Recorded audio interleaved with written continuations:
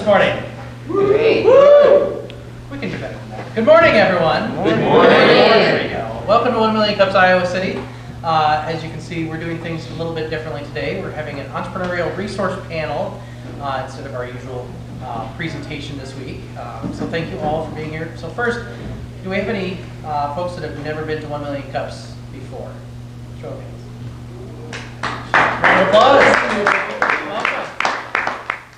So for those, we actually have someone new. If you don't know, 1 Million Cups is a program run by the Kauffman Foundation out of Kansas City. There's like 180 different chapters throughout the U.S., and we happen to be, I think, the best one of the 180. So thank you for joining us today. I want to thank our sponsors. Since we don't have the slides today, thank the John Papa John Entrepreneurial Center at the University of Iowa, America's SBDC, ICAD, and our friend Ricardo back there from PATV live streaming us so that folks can see us and get the information for this. So round of applause for our sponsors. Thank you so much. So without further ado, I want to introduce our panelists today. So I'll let each of our panelists, we'll start with Mark Nolte. You can introduce yourself and tell us what you do and who you're with. Okay. I'm Mark Nolte. I'm with the Iowa City Area Development Group. We're a 501c6 nonprofit celebrating our 35th anniversary this year. So we were started in the 80s to recruit auto companies and manufacturers, and we've evolved a lot over the, I haven't been here that long. I have gray hair, as someone pointed out this morning, but I have not been here that long. But so now it's more, economic development is more about how do we build an ecosystem that helps our existing companies succeed. And we only work with interstate commerce companies, so if you want to start a coffee shop or something like that, we send you to Paul.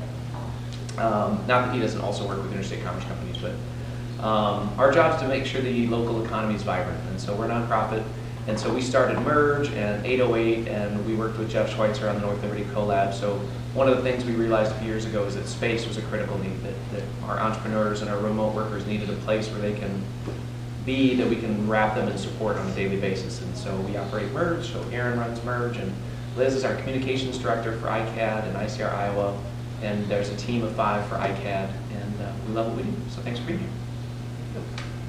I'm Paul Heath. I run the Small Business Development Center at the University of Iowa. It's an economic development office. We work with people starting businesses as well as existing business owners and managers. I'm also part of a network of small business development centers in the state and across the country. So in Iowa, there's like 15 centers. My responsibility is Johnson County, Cedar County, Poweshiek County, Iowa County, and Washington County. Cedar Rapids is covered by the Kirkwood Small Business Development Center, but 90% of what I do is right here in Johnson County, very entrepreneurial area. So offices out at the Bio Venture Center, our services are free and confidential, and we kind of specialize in one-on-one. We do a few workshops, but not many, and so if any of you entrepreneurs would be glad to set up an appointment with you and meet you, and help you in any way we can. Thank you. Julie? My name is Julie Zielinski, and I am with the EDC, the Entrepreneurial Development Center. We are a nonprofit business accelerator. We're in our 16th year. We are funded by public and private funds. So we're funded by the City of Iowa City, for example, the state, the University of Iowa supports us, as well as private companies and private entrepreneurs giving back. And with those funds, we have a cross-functional staff that has deep experience in all the functional areas of running a business. And we apply that talent to help Iowa-based entrepreneurs grow. And the target for us is companies that are located here in Iowa, and we primarily work in the corridor area, although we do some work outside of that, that are based here and that are planning to or doing business beyond the state of Iowa, so interstate commerce, and are scalable past $10 million in revenue.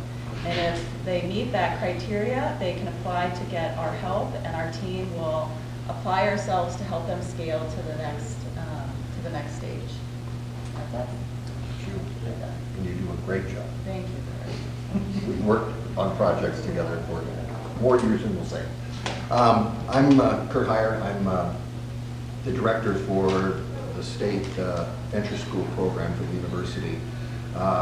We have now graduated about 300 startups. I have 150 mentors across the state working with us, representing about 675 Iowans who've gone through the program. They've raised collectively over $13 million in equity so far. We are currently this fall doing five in the state, from Sioux City to Dubuque, Cedar Falls, Mason City, but also in Iowa City.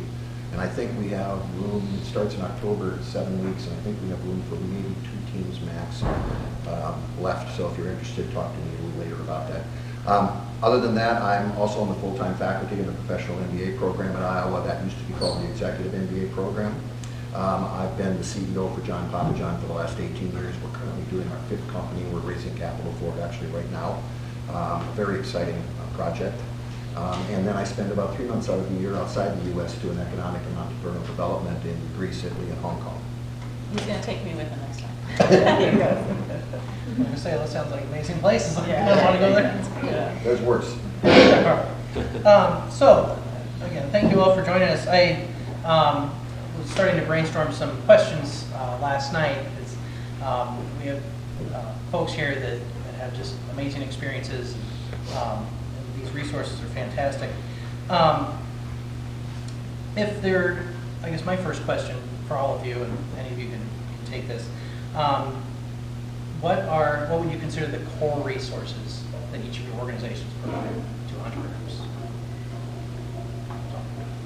Whoever would like to start. Okay. Well, obviously, we provide a 7-week program where you're immersed with entrepreneurs, myself included, investors, legal support, accounting support. We essentially exist when you have an idea to take you through a real-world pragmatic process to decide, is there an opportunity attached to your idea, or are you simply hallucinating? And we will tell you if we think what you got's a hobby and not a business. So that is a tremendous resource that has been extremely successful in the state, and it continues today. We also have, as part of that program, business consulting program at the university, where upperclassmen are assigned to your startup and will essentially do work for you. They may do market research, they may do web development, they may do anything that they're capable of doing for you, and you get a team of them. They're all business students particularly, and they offer a tremendous resource for free for you, so you can tap into that. And we also have a network across the state of angel investors. We understand the state programs on how you can get the $25,000 PLCRs or the $100,000 demo fund processes. And so we also try to link you up with some of the capital. We know and have relationships with most all of the angel investors who are active in the state. So we try to provide that introduction for you as well. And then beyond that, we do a lot of one-on-one mentoring, not just our mentors around the state, but also all of our instructors are available to the venture school teams after the program ends. I'm still in touch with companies that I had in the program 3-4 years ago, who are now getting to a point where they're getting offers to be bought. So there's a lot of resources embedded in that word venture school. Can I just say something real quick? So we, as an organization, ICAD, we went through venture school a few years ago as we were kind of trying to figure out. So it's something I really encourage existing businesses and even nonprofits to go through as well. It's a great way to just pause what you're doing and look at what the future is and how to, and it was really helpful to our organization. And Kurt and his team did a great job. Thanks. Yeah, and I would say, we get to work with graduates of venture school. So it's a great launching pad for a business, and it's generating a lot of, I would say, viable businesses for the state. What we do at the EDC, I think, is just apply proven, experienced talent. So with an entrepreneur, it's very important that when you're doing something for the first time as part of this business growth, and you're getting advice and you're getting talent, you're onboarding talent into your team, that you get talent that has done this before, if it's not something that you can teach them to do yourself. So we all have that as part of the EDC. whether it be in launching new brands, product development, or whether it be in going after investment, funding, or operations, MRP systems, whatever. So we apply that if for the entrepreneurs, and then if they have situations or needs that are not aligned with our talent, we have a group of subject matter experts that we go out and pull in so that you can get the right talent on board. I will also put a plug in. Both Paul and Julie have been mentors in Venture School. And so they're a perfect example of the kind of people you get to work with that know their space very, very, very well.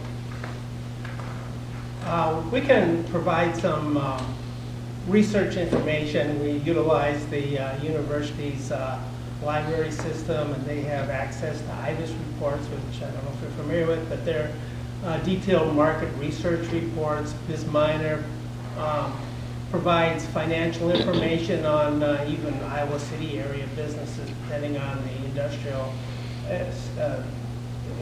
code for the business. They don't provide that for all classifications, but for a lot of classifications, they can get down to the local level, and those financial reports are common size financial statements, average profit for a particular type of business, average revenue for a particular type of business. They get that information from bankers and CPAs across the United States.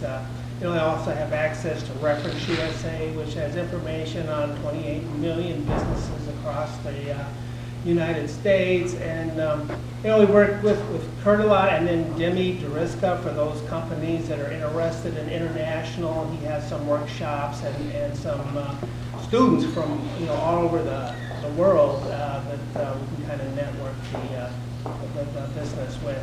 A lot of what I do is loan packaging. Most people are going to get their money from a bank, and so we help them with financial projections and preparing for that first meeting with the commercial loan officer, and getting their pitch ready, and so they can make the best presentation to the area banks as possible. If they are wondering about the feasibility of a project, I refer to Venture School. I think that's a great resource where they can do some customer discovery, and so we work closely with Kurt on that. So and we can network them into other programs. If it's something that we ourselves can't assist them with. But we don't write business plans. We have seats on LivePlan, so if somebody wants to utilize LivePlan, liveplan.com is a portal you can go to where you can develop a business plan. We do critique business plans, but we just don't have time to write them for people. And I'm not sure that does you much good if you have somebody else write your business plan. So I guess that in a nutshell. Oh, regulation too. OSHA, EPA, Health Department regulations.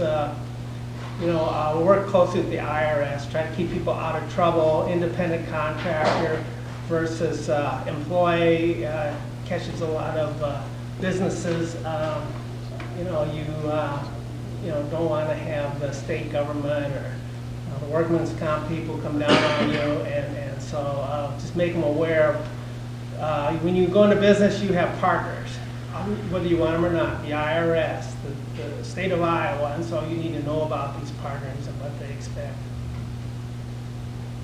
And then I think because we've got such great offerings, I think what we're always trying to do is figure out what the white space is, where are the gaps if we're trying to build this ecosystem. And so like I mentioned, space was one of them. So back in 2010, we started talking about the fact that we needed a co-working space. So we built the first one a few blocks from here, and then eventually moved over here to merge. So just having a space where we can do stuff like this, that was one gap we were trying to fill. We don't do as much around funding as we need to be, so we're working on that. We've helped pull together with the university a group that's going to be starting a seed fund for this area to help get more companies to the point where they can look at the EDC fund or some of these other larger funds. One of the other gaps that we've identified So a lot of you may have looked at like the demonstration funds, right? Yay, I can get $25,000, $50,000 from the state. It doesn't hurt my cap table, but I need to match it, right? There's a 1-to-1 match. So then it's like, shit, I gotta come up with $25,000 or $50,000 to match it. So what we're working on right now with our community foundation, and then we'll take this up to the community foundation in Lynn County too, if it works, is a matching grant fund. So basically what we're going to try to do is get the banks to put money into the community foundation to make a grant to match at least half that, or probably at most half that. So let's say you get a demonstration fund award of $25,000, you have to come up with 25. What we're hoping is that the community, through this fund, can give you 12.5, which is free and clear. You know, you still have to have some skin in the game. We can't make it all. So you can come up with 12.5, we'll give you 12.5, you can leverage the 25, now you got $50,000 to start this business. So we're working on that right now because the banks can get Community Reinvestment Act credit if they do it that way. So that's another thing we're working on right now. But I think the biggest thing that, as far as building the infrastructure, it's all the events and it's the human side of this. So we started doing startup weekends back in 2011. Now Jay, fortunately, does that because it's a lot. What no one tells you about running a startup weekend is you're basically a caterer for 3 days. When you get one meal done, it's like, oh, they're gonna want to eat again. We gotta clean up that meal. You gotta go get the food. Am I right? That's how you spend most of your time. It's catering and herding cats. Yeah. Which you know what? Yeah. So I have pictures of back in 2011 of filling shopping carts with my kids at Hy-Vee of all the snacks and stuff I thought people would eat, and I spent 72 hours just running around getting food. Those are my memories of the first startup weekends, but they're vital to just spur this notion and get people to be comfortable with leaving their day job or starting to moonlight a little bit. And so I think it's that human element, and I think that's what's cool about a place like this. So, you know, we kind of see what's going on, and if you're not having a great day, Erin might come over and sit down and, what's up? And she's been a marriage counselor, and she's done a lot of different things for the entrepreneurs in here. And if you've got a story you need to tell, then Liz helps tell that story. And if you need a connection to the business community, you're like, I wish we could get in front of so-and-so. Well, as I can, probably know so-and-so, or we'll go find so-and-so, and we'll get you a meeting with that. I think that's really, it's that hard to metric, kind of humanish stuff that I think that's what our team does the best. And so on the wall back there, something we're very proud of, Entrepreneur Magazine ranked Iowa City the second best place in the nation to start a business. And that was a collective effort of a lot of organizations and a lot of people over a lot of time. But so that's the narrative. I mean, that's what we're trying to get to, is that this is something that you should do. Don't be afraid of entrepreneurship because it complements the economy. And it's so when you think of Rockwell Collins, ACT, Integrated DNA Technology, and we could list on and on and on, those are all companies that started here. Art Collins was screwing around in his attic with a radio, and now they're the largest private employer, right? So who's going to be next? And that's what we're constantly looking at. And is it going to be IDX, right? You look at IDT, this is the challenge when your two tech companies are almost exactly the same thing. IDT just went over 1,300 employees locally for the first time. Right? They've added over 300 jobs in the last year, and they continue to grow. They sold to Danaher last May. Yeah, a year ago May. Minted a lot of new millionaires in this area. So now the challenge is how do we get those folks to reinvest back into this ecosystem so that they can help create the next round of millionaires. And that's what keeps an economy going. You need wealth in your community. It's jobs and wealth. You can't have one without the other and have a strong economy. You look around rural Iowa and you're seeing that. You saw people leave, so jobs left, and now you're seeing the generational wealth start to erode out. That we can't let that happen here. So that's what we're all working against, is making sure the flywheel of our economy continues to move in the right direction and hopefully moves just a little bit faster so that the nonprofits and all the other things can be supported. That's how you got to, it's a whole ecosystem. And we're just trying to keep putting coal in that fire every day. So as I see a lot of folks taking notes, if you have questions, feel free to raise your hand as we're going along, and we'll stop and answer those questions. So if you're thinking about questions you have for our panel, I want to ask each panelist, so we all have, each person has an interesting journey, you know, here, at where you are now because of a series of events. If you'd like, I'm interested in sharing your journey from, you know, you came from private sector, or have you always been governmental or quasi-governmental organizations? What's your story? How did you get to where you are? Jason? All right, so, on me or the EDC? How did you end up where you are with EDC? Okay, so my background was in corporate innovation, is what it's called now. It was in the front end of needs assessment, and it was called needs assessment at that time. The idea was uncovering unmet needs, unarticulated needs that customers had. My degree was in marketing and English. I just loved understanding and digging in to find out what the story was, and then translating those unmet needs into solutions, whether they be hard products or services that really resonated and had unique competitive advantage. And then, launching the brand, launching the solutions, growing it. And so I did that in the corporate world. My favorite job was managing a group called the Futures Product Group, going after new markets with new product categories that the company wasn't in. And that was awesome. I love that. Was really comfortable with uncertainty, which kind of made me a good fit for that role. And then I left my corporate career when my kids were very small, and I was traveling all the time and wasn't seeing them, even though I liked it. So I was in Iowa City that time and started teaching at the University of Iowa, marketing and strategy, and also started consulting. And Kurt Nelson, who founded the EDC, I was on the Tippy advisory board with him, and he pulled me in to help with some of the area entrepreneurs that the EDC was helping.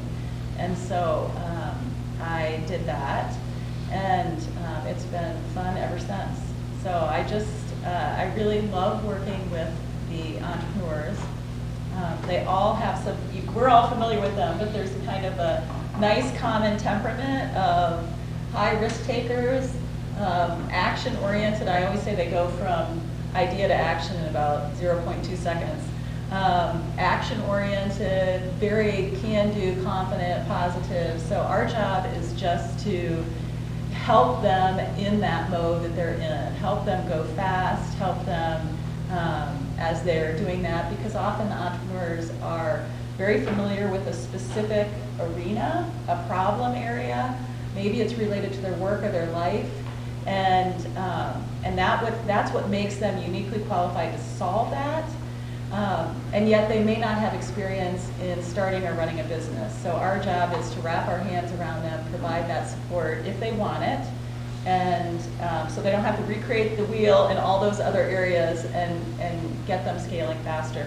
I thought what you said, Mark, was really well articulated in terms of the balance between jobs and wealth, because if we do look at, that's what we're all here to do. If you go to your local library and you look at the plaque outside of the such and such room that was donated, it's usually by someone who started or founded a business and is applying that wealth back into this community. And we really need that, so that's what we're here to help make happen. Paul?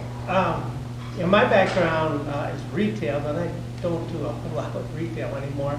I worked for Dow Jones Industrial Company.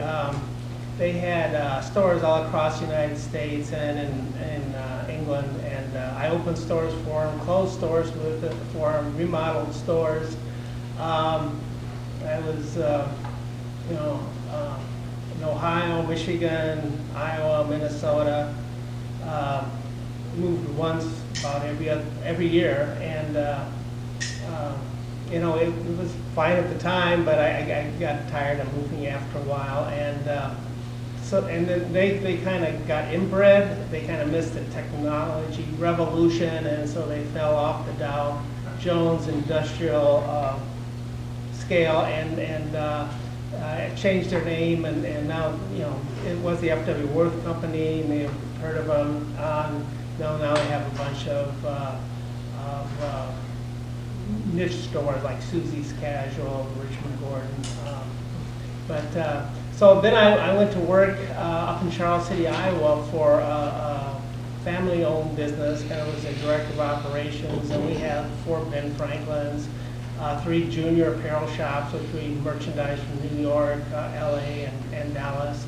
And we also had a travel agency, and so I did that for a number of years. And then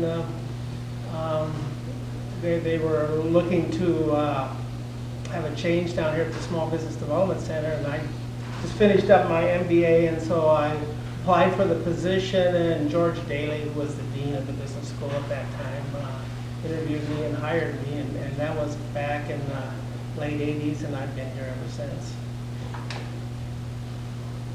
I came out of corporate side of things. I was at the time the largest medical company in the world. We had 65,000 employees, 10 billion in revenue, and I worked up my way up the ladder. Started in sales for them, then went to product management, global product management, and business development, looking for deals, and then finally ended up moved from Los Angeles to their headquarters in Chicago, and became vice president of marketing for about 4 of their 8 or 9 divisions. So I had multiple billions of dollars in terms of the marketing responsibilities for these divisions. We were doing a lot in the blood industry, a lot in blood collection, a lot in immunotherapies in the early days of stem cell transplants and so forth. And I was very happy there. And the phone rang about 18 years ago, and it was from someone in Iowa. He said, "I've got a project for you. I would love to interview you for the CEO job." And so I came over since I was in Chicago anyway. Drove over, had an interview. It was a terrific team, terrific technology, and against the advice of virtually all of my friends in LA and Chicago, I said, "I'm going to Iowa City, Iowa." And did that. 3 years later, we sold the company to a publicly traded NASDAQ firm, and I had gotten the bug. And as I said earlier, now I went to Des Moines, debated leaving, went to Des Moines, got hooked up to run another company, and now I'm on my 5th CEO company, which as entrepreneurs, I'm sure you can probably appreciate. Now I think this one that I'm doing, which we started just early this summer, I think is the best one of 5, so or of 4 so far. So that's just, I caught the bug, and I thought this is very exciting. You'll never have an experience to take your idea and actually take it all the way through. It's one of the things I tell students. I go, if you can get experience where you can show you took an idea and took it to a deliverable and then exited in some way, or made it successful in some way, or made it commercially relevant in your community or whatever, that's a journey that you learn so much, and it's really a lot of fun. So, long story short, I'm still here. I became the entrepreneur in residence. President Leaf at Iowa State asked me to do that for 18 months. I did that, and then I was contacted here by College of Business, and since I was here, and decided that I would take a faculty role. And so I'd never been in academics before, so that was also a new adventure. So now I'm doing all kinds of things.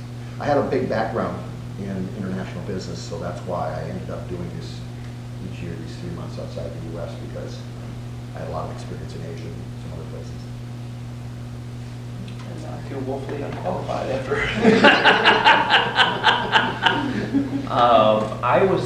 So go back to 98, 99, I was booking intermodal refrigerated freight for a company. It was my job to make sure pickles and orange juice got to their respective distribution centers. At the time, we were newly married with a baby, and my wife wanted to start a dance studio, because she was a dancer who blew up both of her knees in college, and so she couldn't dance anymore, so she wanted to start a dance studio. So we went bank to bank and got told no, sometimes less politely than others. And finally we found a banker that was like, "Here's the deal. We only loan money to people who have money, and you don't have any money, so we can't loan you money." I'm like, "Oh, why didn't anyone tell us that?" So we figured out, we cobbled up a way. Leslie's been here and told her story, but we got family members to put CDs in the bank that were held as collateral. So we got $30,000 of collateral, borrowed $30,000, and she started her business, and 20 years later, she's doing okay. But at that time, it was really frustrating. I'm like, why doesn't anyone help people that need the help? And I learned about an organization at the time called the Institute for Social and Economic Development that was conveniently headquartered in Coralville.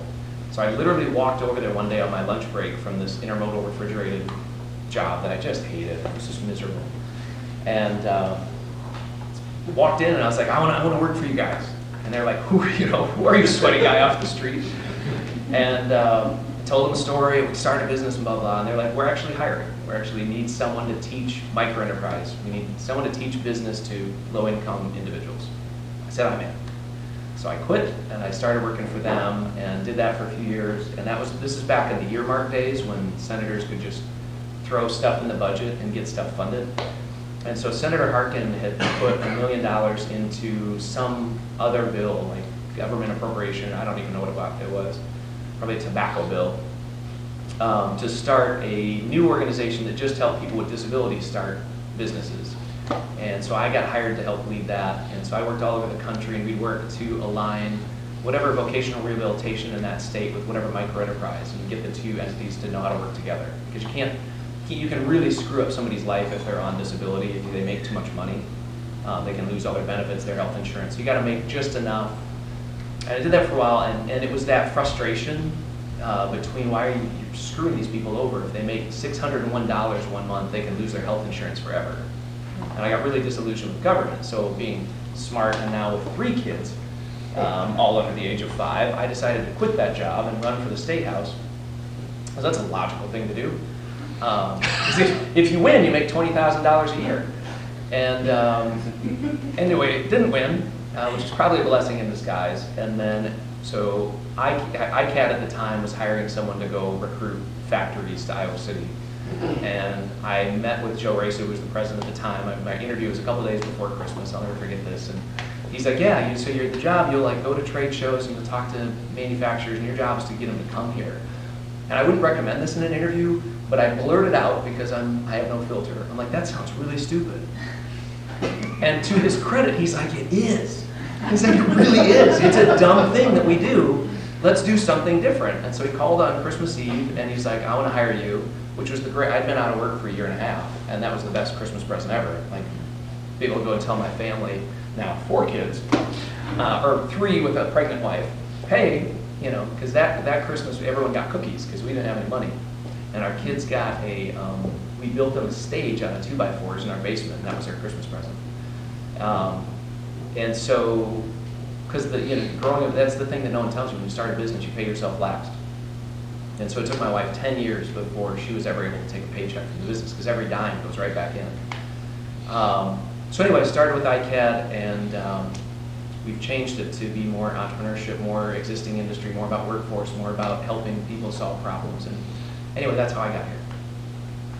That was 13 years ago, 14 years ago, 2007, 12, 13, somewhere. Yeah.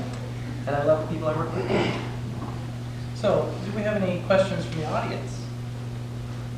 Imagine that. Yeah. So entrepreneurs tend to stick together, and also they love to help people. So there's any number of suggestions coming toward a new entrepreneur. You should do this, you should do this, you should do this.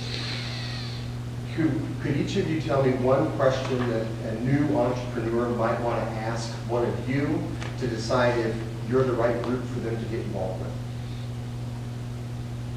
I just say go look at, the background of the person that's giving you the advice. Do they have a background that would indicate they have experience in this? And if not, is their advice, coming from them, or are they recommending that they're connecting you to someone who does have that, but kind of qualify that advice? And I think smart entrepreneurs work with everybody and try to get as much input as they can. Now, to Julie's point, may not listen to it, but get as much, and then, have some mentors you trust, and get all those different things. I think that's sometimes what gets lost. Because if the entrepreneur hears something that they don't want to hear, then they're going to keep trying to get other opinions, right?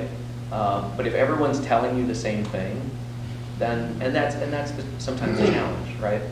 Because we all fall in love with our business ideas, and we all think they're perfect. And if you got 4, 5, 6 different entities all telling you maybe look left instead of right, but you really want to look left, then I think that's the magic of this ecosystem, is there are a lot of really supportive people that just want to help, right? We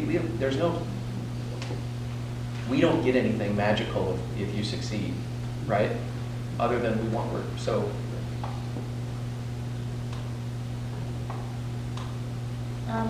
So, have you guys worked with non-tangible, essentially service-based businesses like consulting agencies? And what is the biggest difference you see when entrepreneurs approach building up those type of businesses? Building up a service-based business? Yeah. Typically, service-based businesses are all about differentiation rather than education. So you don't have to typically educate your customer archetypes, the target customers you're starting with. What you do, they probably know or have an idea, right? So what you got to do is you just got to be able to grow a business based on how and why you. What's your competitive advantage? It doesn't have to be a laundry list of 15 things. It has to be one or two that are minimum viable products, meaning there are one or two services that you can do better.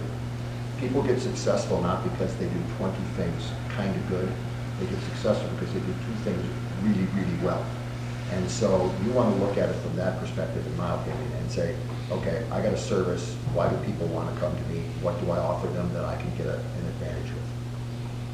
The other thing I want to add also is that in service businesses, it's typically very important to have a footprint in the community of your community-based service, and it's very important to have partners. And so you can't typically do it easily alone.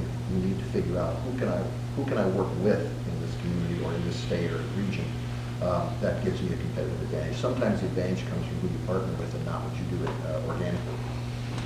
I would agree with what Kurt said, and the beginning part of is the same in any business. You know, who am I going after to serve? How am I both picking and choosing who? What am I offering them of value that's unique and better than their alternatives? And having that very clear, that brand proposition. But once you have that, the consulting businesses, the challenges that we typically see is that in order to grow, they need more consultants like themselves. And so how do they replicate that expertise? How do they replicate the human talent and expertise and put in a methodology that is repeatable when it's not them, that they're, the one person doing it themselves. So that's kind of the next challenge that we see. That's a great point. Yeah, service business, typically they don't just explode out the gate. I mean, it's based on reputation. And so you do good work, your previous clients are going to recommend you to their network. And so it kind of maybe takes a year and a half sometimes to build it up until you're, profitable and overworked. But it's more word of mouth than anything, a lot of service businesses. And I think just kind of piggybacking on that, just kind of know what your financial goals are, because it is hard to scale a service-based business, and at the end of the day, when you're ready to be done doing that, if you haven't built something that can be sold, then that wealth creation at the back end won't be there. And so you got to plan for that. I mean, that if you're starting some brick and mortar thing or software or something like that, there's a product that someone else can pick up the ball. But if you are the brand, if you are the service, when you want to be done with that, think ahead to what's next. How could you transition? Is there something that I can cash out or not? And if the answer is not, then you have to plan accordingly your finances, right? Make sure you're saving money, and because I think that's the biggest challenge. You don't have the 401k and all that kind of stuff that the person that just does the 40-hour week, to cash out. You got to be planning for those things differently in a service-based business. My wife thinks the dance studio is worth it, right? It's really not. Yeah, and we get in this argument all the time. It's like, you could sell the building, yes, but your business is largely her. And if I'm the next her, well, I'll just go down the street and start my own. Why would I pay you, old lady, to buy your business, right? So what she thinks the blue sky, I'm sorry, but we have this harsh conversation. She's like, because her accountant once told her the blue sky of her business. Well, your business, your valuation of your business is this. Next Leslie, no 20-year-old young woman is going to say, I'm not going to pay that. They're going to go down the street, they're going to take out the $35,000 loan, they're going to start their own thing, if they're smart. So I'm always kind of reminding her of that. She's got this thing on her balance sheet that she thinks is pretty badass. I'm like, that's made up number. She does have a good business. She She has absolutely. built a really good business. But when I- she's yeah. ready to step aside, Yeah, I now, understand. fortunately, she has an ass, she has a building, so there's a thing. Yeah, But the blue sky is not worth yeah. a hill of beans. Thank you. Would it be worth more than a hill of beans in the future if she keeps it up, or? It'll be worth something, Okay. right? It'll, yeah, if for, when it comes to succession planning, there'll be someone that might want to buy the business at a pretty nominal rate to continue the operating business, so they don't have to start from zero. But it's Yeah. definitely not worth, some multiple of revenue or anything like that. And that's the challenge. Because, you sell a normal business, you take your top line times X, and that's how you come up with your sale price. That number to a 20-year-old or whoever, it's a young person's game. That's the other thing we get in an argument about. But Saw Liz. What do you think is your organization's most unutilized resource that you wish more people would take advantage of?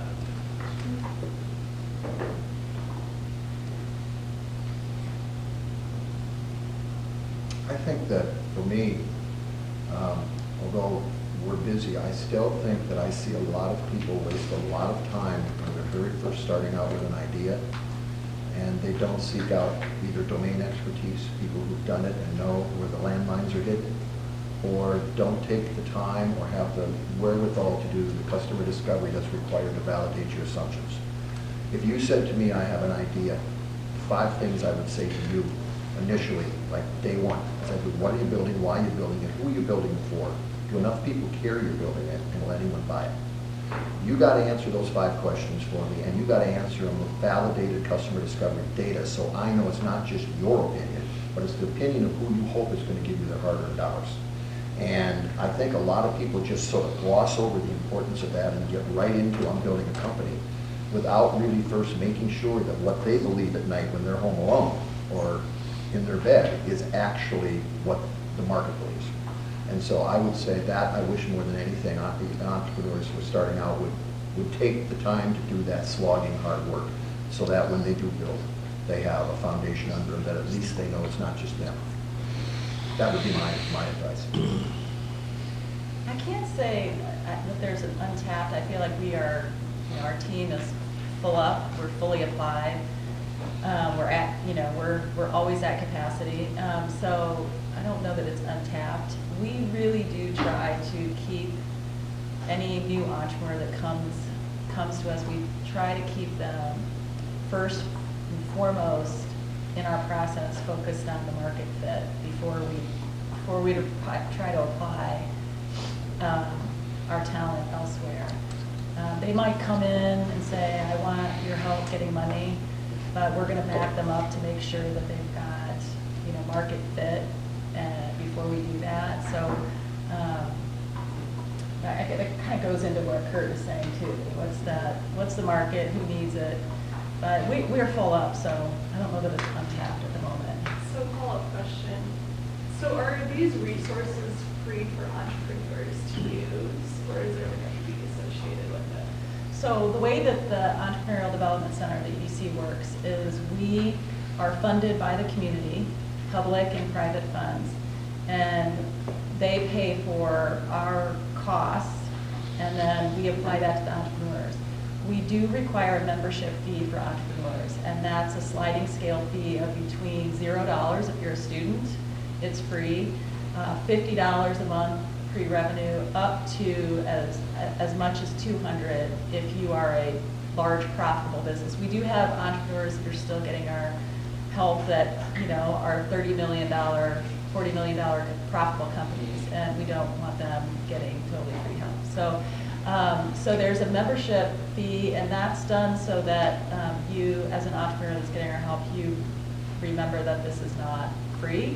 Someone is paying for it, and that gets you unlimited advice and time with our team. Yeah, our services are all free and confidential, unless we have to incur some expense for maybe a market research paper or something. We pass that on, but most of our services are free and confidential. But we're pretty busy.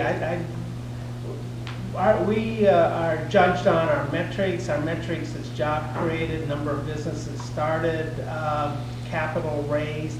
And so we do see people that, really aren't cut out to start a business. And sometimes we suggest that, they might think of getting a 8-to-5 job rather than start a business. We kind of hesitant to say that to somebody, but people come in, maybe they are mad at they're mad at their boss, and so they think, well, I'll start a business, won't have to work as hard. Well, that's not reality. Or maybe they're going into a business that creates or needs a lot of capital to get up and running, and I ask them, well, what's your FICO score? And, I've had people tell me, well, 450, or maybe I went bankrupt 3 years ago. They're not going to get any money. And so that's kind of a one and done. That doesn't help our metrics, but, by keeping people that shouldn't be in business from going into business, mortgaging their house, his family's future, they can go ahead if they want, but, just kind of pass on the reality of things. It doesn't help us with our metrics, but it maybe saves them some burden down the road. There's a nominal fee for venture school to go to it, but it's often co-supported by communities and other entities as well. Katie Light is here. Katie, you all know Katie. If you don't, she's our program manager for venture school, and she has all the logistical details and all of that. So make a point to say hi to her or ask her if you're interested in the programs, because she's got all the information. I won't take up the question time with her. Is that in the fall and spring, or just the fall for venture school? Does it happen like multiple times? Okay. Twice a year. Any other questions from the audience? You were talking about 5 questions that you need to answer in order to prove that your idea is viable. And my question is as far as answering okay, who is going to buy this and how do you know they're going to buy it? Yeah. I've had to do some market research in the past, but what are some ways that you would say some methodologies that someone or successful businesses you've seen in the past, their methodologies, what were they to answer those questions, I guess? Yeah. Well, market research is fine as secondary research, right? But it is full of bullet holes also, because you don't know the context a lot of times, or who wrote it or why, or it's not applicable to a geography or whatever. The first 2 weeks in venture school, for example, we teach customer discovery interviewing as a skill set. And what you learn to do is you learn to go out and you make your best guess based on your idea of who you think the customer will be. You've got some idea if you came up with it, right? You go out and you learn 10 questions, 5 questions to ask them that are open-ended. You never talk about your product. You never try to show your product. You never try to demo your product. That's not the point. The point is to find out, is my belief the same as the customer's belief before I ever do anything? And so, you're asking questions like, help me understand what are the challenges today in operating a dance studio in Iowa City. And they can tell you that. They know the challenges. In a perfect world, what one thing would you change about that business model today? They'll tell you, right? And so you go through a process where you collect this information and you learn what's good and what are challenges and where there may be gaps, as Mark said, in the business. And then you bring all of that home and you pour it into a big bucket and you say, okay, what 1 or 2 trends am I seeing here from this variety of people I'm talking to that seem to be similar? If you're not hearing anything that has to do with a need or a problem, then you either got the wrong archetype, you're talking to the wrong customer segment, or your idea is not resonating for some reason. But you need to know that up front. So you learn that process. That's primary market research. Face-to-face, eyeball to, not focus groups, not email blasts, not phone calls, eyeball to eyeball, look at the body language, and go talk to 50 to 75 people like that, and you will get the answers you're looking for. So we have time. I'm going to ask one last question. What's the main takeaway that you want folks in the audience and folks that are watching us online to take away about your organization and any contact information, how they can get in touch with you and your organization? come here to merge, and we will, we will help you. That is our contact information. And what was the first question? What's your main takeaway that you'd like folks to walk out of this room with? That if you're going to do this, there's a whole community behind you, right? Seek out support. Don't be afraid to ask for help. There's nothing, you don't get bonus points as an entrepreneur for being some stoic that doesn't rely on other people. So ask for help. Yeah, I'll ditto what Mark said. If I say it any better than that. As far as contact, 90% of the people coming to our office come in through our website. So just go to iowaspdc.org and you'll find us there. So. Yeah, I guess my message would be if you're an Iowa-based entrepreneur who's got a business that's planning to or doing business beyond the state, and you think you're scalable past $10 million in revenue, come talk to us. We can meet here at Merge or in our offices in Cedar Rapids or anywhere else. You can find us at edcinc.org, edcinc.org. I've also got some information I brought with me from our stakeholder report. I can leave that, and I can talk after with anybody. And I do want to say, before we wrap up, thank you, Jay. Thank you to ICAD team and the University of Iowa team for putting this on. We have a really special benefit of this community and this hub that has been created here, so thank you for that. Thanks, guys. I see this, I have the same thoughts. Takeaway, I would say, this is high risk, high reward thing you're in. So you got to, first of all, make sure you got the stomach for it. Then the second thing you want to do is de-risk the project as much as you possibly can before you start. You validate anything you can reasonably validate. Doesn't mean you move super slow. In fact, you move with velocity, but you validate and you make sure you de-risk it. Put a few of the chips on your side of the table if you can before you go forward. And then, as both Julie and Mark and others have said, it's a team sport. It's a networking and team sport. You've got to have help. And a perfect example is if there are people in this room, since you're all entrepreneurs in some fashion or want to be, you should make a point to know everybody in here and how to reach it, right? I mean, you never stop networking as an entrepreneur. And the more you do that, the more you're going to be surprised that somewhere along the way you're going to use one of them as a resource and they will return the favor to you. The last thing I want to say, which has nothing to do with our program today, but it's something I always remember. I was sitting on an airplane on 9/11, flying from Des Moines to LaGuardia in New York City, when about an hour ago, all hell broke loose in this country. And I always say, whenever I'm doing something or speaking on 9/11, I still have my uncashed ticket on United for that flight that morning. And I lost some friends who I was bound to see in Twin Tower 2.